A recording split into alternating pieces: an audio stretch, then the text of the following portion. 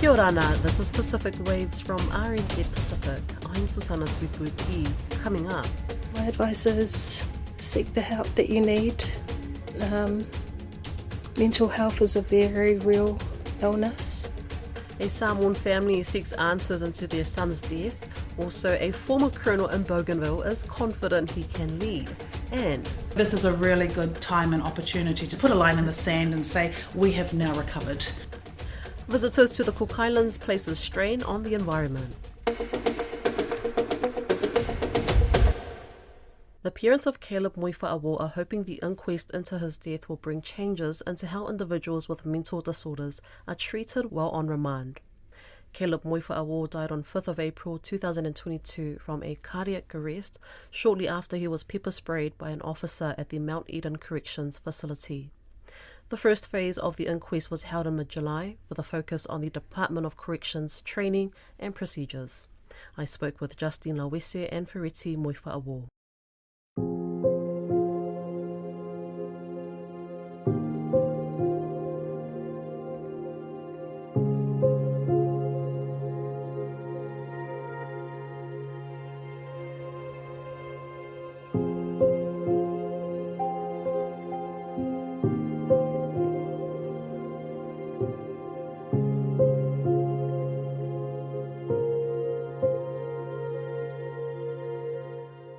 It was a very difficult day.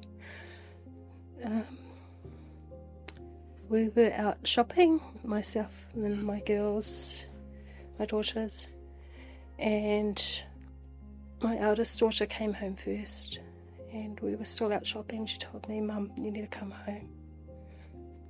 I got home and there were two detectives waiting for us, and I knew as soon as I saw them that it was bad news about Caleb. I just had that hope that he just hurt himself and he was still okay until they told us that he had passed away that morning. I wasn't aware of what had happened, and it was quite devastating. As soon as she told me the news, I had to tell my mum, and that's when we sorted out plans of getting here as soon as possible. Last week was a big week for you both and the rest of the family. How are you both feeling after the first phase of the inquest? I'm happy, but yeah, it's always been upsetting as we get closer to anything that's got to do with the dates with Caleb. It's always, I know what I get myself into as I come back to where it all happened. There was a lot of new information that we never knew before. We felt robbed that we weren't provided that information earlier. You described him as a funny, caring person, someone that had a future. What were his ambitions or dreams? Caleb shared with me that, we knew him as someone that loved looking after himself, being physically fit, exercise, going to the gym, but he did share with me that he would love to join the army, but due to his illness, mental health illness, he knew that he couldn't make that possible. So he thought about what else he could do to keep himself fit. Something he loved was walking long distances, lifting weights, and he thought maybe I could become a personal trainer. So that was one of his goals that he was looking forward. I know when he visited me, he was writing a lot. He was working hard, but there was a lot of focus on his what was always on his mind, which was he loved writing rap, and I've still got some of the recordings, but I wouldn't be able to show it due to some of the language that he used to use, but it was always entertaining, and I always loved listening to him just express himself. So Caleb was sent to Mount Eden from Te Aho Mai. Can you describe the state of his mental well-being during his time at Mount Eden?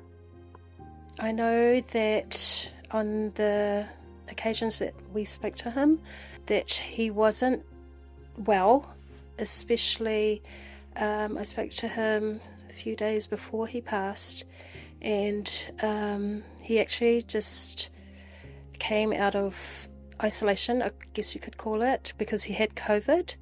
So he was in there, he thought in his mind he was in there for 14 days, but I know that the isolation period is in fact 10 days, but for someone that is unwell, that would have felt like a long time for him.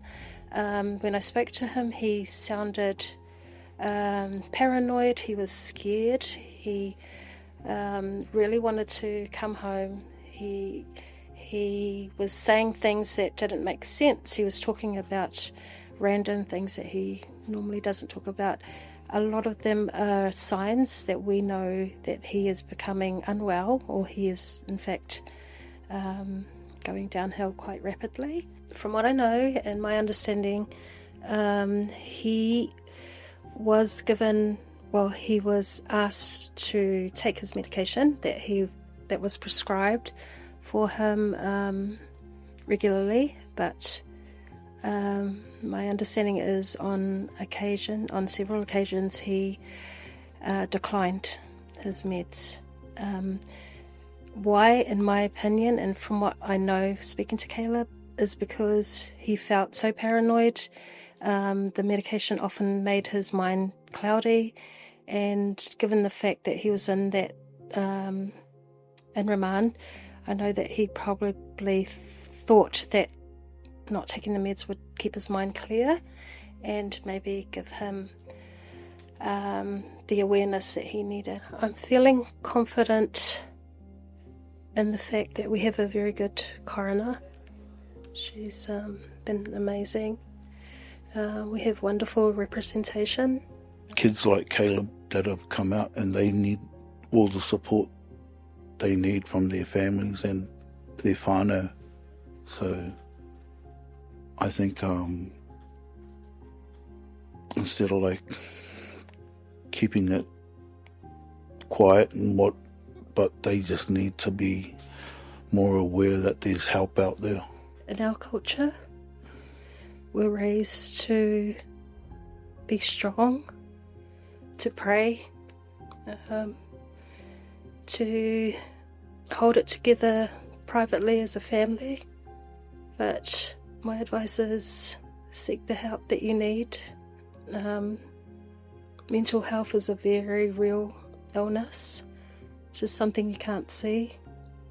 Our people are struggling, and we don't want to see anything like this happen to anyone else. Caleb was a person. He was a proud Samoan man. He was looking forward to his future. If he could help join our fight, we'll be very appreciative of that support. In a statement sent to RNZ Pacific, Corrections said a full review was carried out following the death of Caleb Moifa'awo. The second phase of the inquest will be held in November.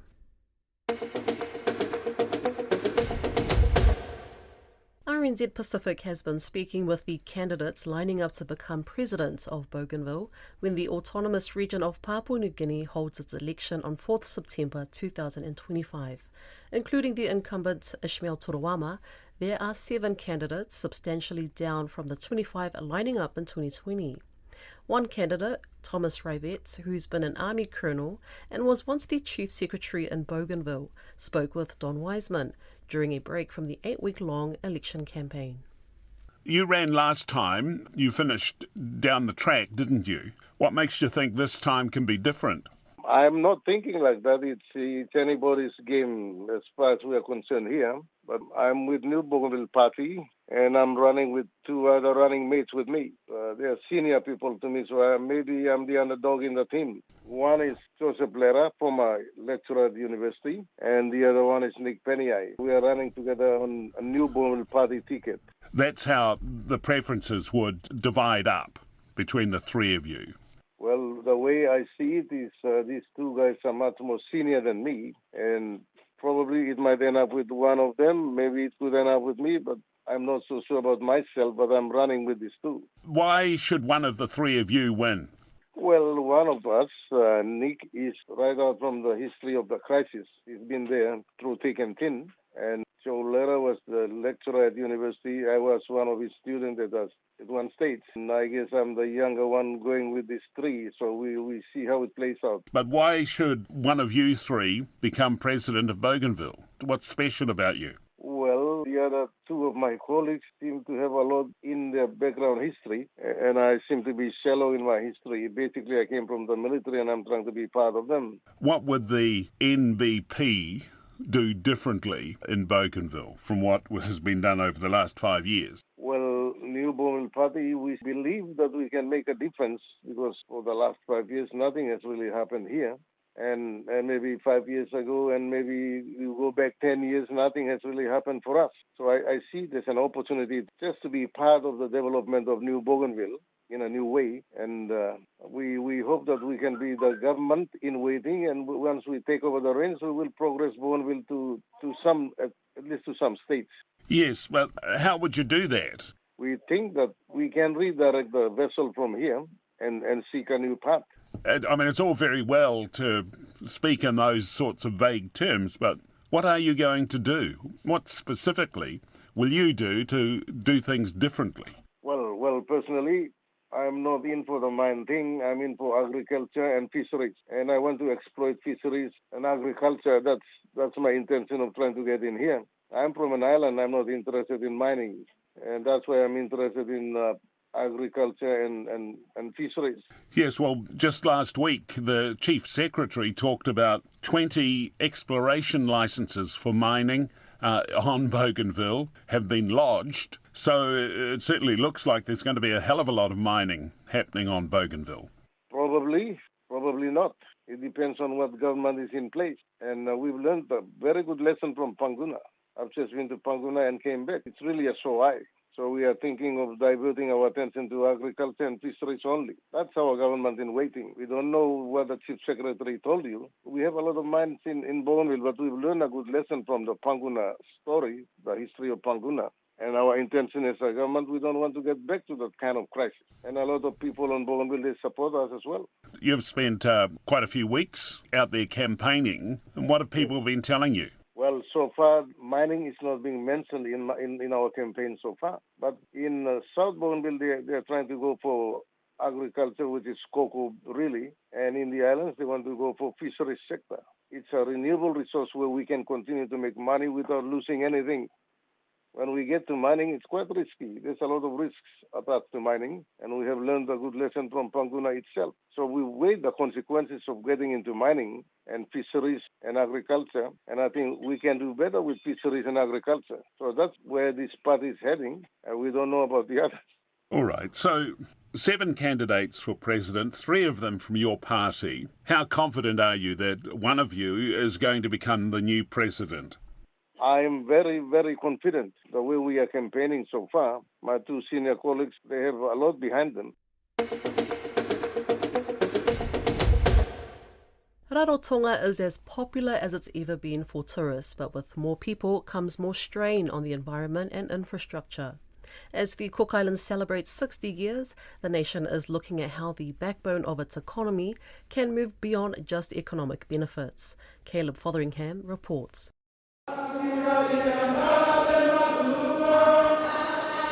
Tourism accounts for about 70% of the country's GDP. Former Prime Minister Henry Puna says one of his proudest moments over the past 60 years as a nation was the construction of the international airport under the first Prime Minister, Sir Albert Henry. The foresight of our founding father to build, with the assistance of New Zealand, the international airport. It was his dream that was our gateway to prosperity, and so it has proven. This airport promises to be a stepping stone in our journey to economic self-sufficiency. Last year, 170,000 tourists came to the Cooks, just shy of the previous all-time high set in 2019. And Carla Eagleton, CEO of Cook Islands Tourism, says 2025 is on track to be even bigger. This is a really good time and opportunity to put a line in the sand and say we have now recovered of the business getting back from the pandemic, and now we need to be looking at what the future looks like for the Cook Islands and tourism. Muri Beach Club Hotel General Manager Liana Scott says it's common sense that more people equals more waste. One of the nicest times that we experienced was COVID from an environmental perspective. I mean, look, the more numbers that are here, of course there's going to be more litter, there's all sorts of effects to the environment. She says 2019 felt like the island was bursting at the seams, but lessons have been learnt and the island can now accommodate more people. You couldn't get a rental car for your guests and tours were booked out, so the ability for those guests to enjoy some of the tours on the island was constrained. Ms Eagleton says the focus on tourism is shifting from economic benefits to how tourism can help the wider community. Our community is telling us that they understand the role that tourism has to play economically, but they're asking tourism to do more and play more of a role in the environment, the community and the cultural space. More tourists means higher demand for short-term accommodation. Liana Scott says long-term accommodation is harder to find and it's changing the way she's hiring. At the moment it seems to be you'll employ someone that knows someone that they can stay with over the best person for the job. Ms Scott says the idea of capping tourist numbers has been thrown around, but it's not simple. She believes measures can be put in place to manage growth. Along the lines of, okay, if you're building anything from this size to this size, then you need to factor in staffing accommodation and those sorts of things. So I think there's measures that can be put in place that controls the growth. The lack of economic diversification was felt during COVID-19. Cook Islands Secretary of Finance Garth Henderson says it's not easy finding other ways to make money. We've known this forever. We know how vulnerable we are because of dependence in tourism. We know that. But we've never had any money to do anything other than tourism. Diversifying the economy costs money. He also says there's not a lot of other options. This idea, keeps saying, oh, you're highly vulnerable. Yeah, what else are we going to do? We don't have any land to plant in.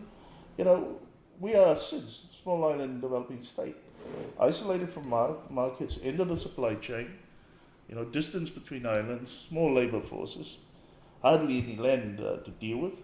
As the Cook Islands celebrates the previous 60 years and looks ahead to the next, both Ms Eagleton and Ms Scott says tourism is here to stay. That's Pacific Waves for today.